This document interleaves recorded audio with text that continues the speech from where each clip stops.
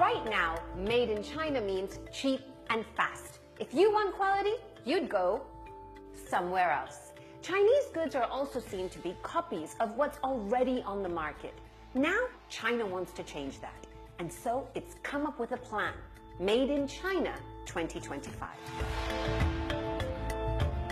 Made in China 2025 is a plan the Chinese government came up with in 2015.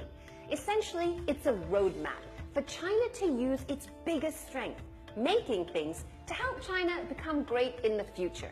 To achieve that, China has to upgrade what it manufactures. The year 2025 is just the first step.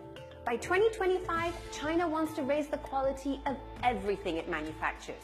It wants to integrate digital technologies into industrial processes, leading to the creation of global brands you and I would buy, but from China. By 2035, they want Chinese companies to be ahead of everyone else, which means breakthroughs in major industries and leading innovation in the strongest sectors.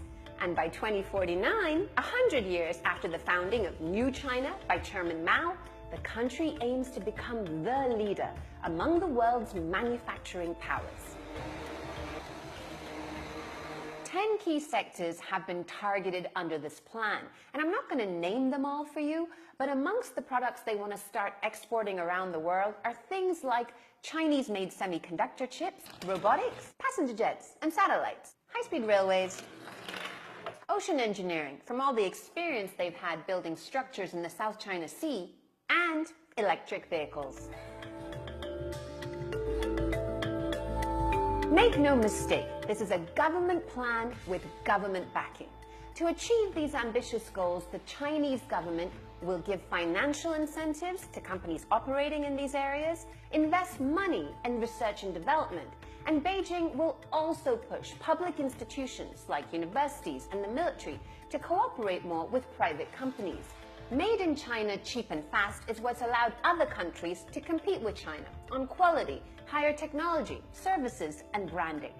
Made in China 2025's aim is to get Chinese companies on par with the best in the world. And that's what's got America worried.